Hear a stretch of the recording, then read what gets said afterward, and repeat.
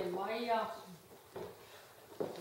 arī mākslinieces Līviesies Zels, kas tāda atmiņas pēcpusdienā. Un jūs daudz ko pastāstījāt. Es varbūt kaut ko te biju izgājis, kaut ko nesadzirdēju.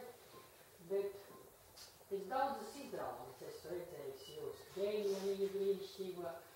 Un vēl es nesaucu nekavējuši laiku, bet man varbūt atzīties vai neatzīties. Kuro reizi es eju uz Latgolu LV, bet neviena reize nebija pati, bet tas jau ir kaut kas cits, jo... Jā, Antonija ir mūsu goda fane. Izrādes goda fane, jo tāpēc, ka tas nav tikai mana, tas viss kolektīvs to saka, jūs esat mūsu goda fane. Bet jūs saprotiet, es nesaprotu tikai vienu, kā kurzemnieks, man pirms cik gadus, es no 16 gadījiem neesmu Latgalē, bet viens otrs, ka ieklausās, saka, nu, tu jau neesi tā Latgalēs, ja?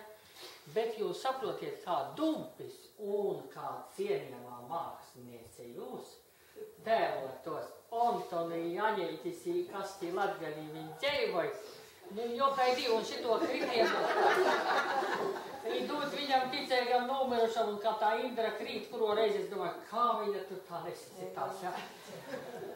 Nu, mīļš, paldies, ka jūs, kā lai pasaka, nu, tā varat spējat iejusties, kaut tā mūsu Latvija ir tik maza, bet mēs esam...